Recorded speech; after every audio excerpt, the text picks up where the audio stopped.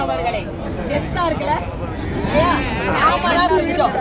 மாண்புமிகு எதிர்கட்சி தலைவர் ஸ்டாலின் அவர்களே இருந்திருக்கணும். ஆனா அத முதல்வரா மாத்துறது நம்ம இல்லையா? ஒருவேளை எதிர்கட்சி தலைவர் ஸ்டாலின் அவர்களாக இருந்திருந்தா இன்னைக்கு உங்களுக்கு 4 நாளைக்கு ஒருக்கா 40 அறிக்கை வந்திருக்கும். டிபிஎஸ்க்கு வந்திருக்கும், டிஏக்கு வந்திருக்கும், சரண்டருக்கு வந்திருக்கும், எல்லாத்துக்கும் ஒரு அறிக்கை வேற வந்திருக்கும். இது பத்தாதுன்னு உலக வங்கிய பூரா உலகத்துல உச்சாணியில வச்சுட்டு வந்தாரு பாருங்க நம்ம நிதியமைச்சர். அவர் என்ன பண்ணிருப்பாருன்னா அவரை நம்ம டோட்டலா மிஸ் பண்ணிட்டோம். இவங்க எதிர்கட்சியில இருந்திருந்தாங்கன்னா அவர் உங்களை பார்த்து என்ன சொல்லிருப்பாரு தெரியுமா?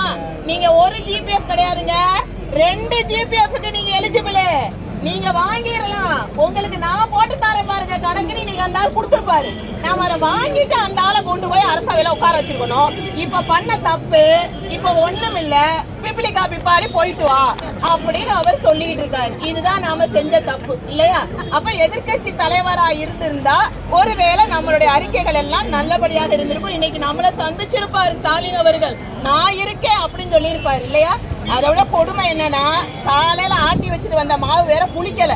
நான் என்ன செய்யறதுன்னு யோசிச்சுட்டு இருக்கும் போது சட்னி அரைக்கவா இந்த சட்னியான்னு யோசிச்சுட்டு இருக்க பட்சத்துல இது வேற கிடைக்கலையேன்னு இந்த போராட்டத்துக்கு வேற ஒரு பொம்பளை பிள்ளை எவ்வளவுதாயா சமாளிக்கிறது? நானும் தெரியாம தான் சொல்றேன்.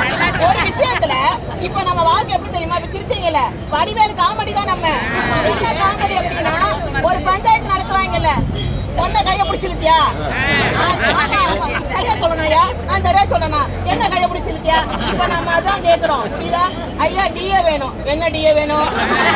ஐயா அகவிலப்படை வேணும், என்ன அகவிலப்படை வேணும்? நான் சரியா சொல்லணும்யா. ஐயா ஜிபிஎஸ் வேணும், என்னது ஜிபிஎஸ்?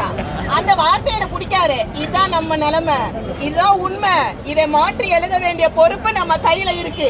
அதோட கொடுமை என்ன, எனக்கு 2 நாளைக்கு முன்னாடி இந்த அகவிலப்படை அறிவிச்சோடனே மக்கள் ரொம்ப புலகாங்கி அடைஞ்சிட்டாங்க. ஒண்ணுமே கிடையாது, அதுல நம்ம உரிமைங்க, அது நம்ம கேக்கு நம்ம கொடுத்த ஆகணும் அந்த ஆளு.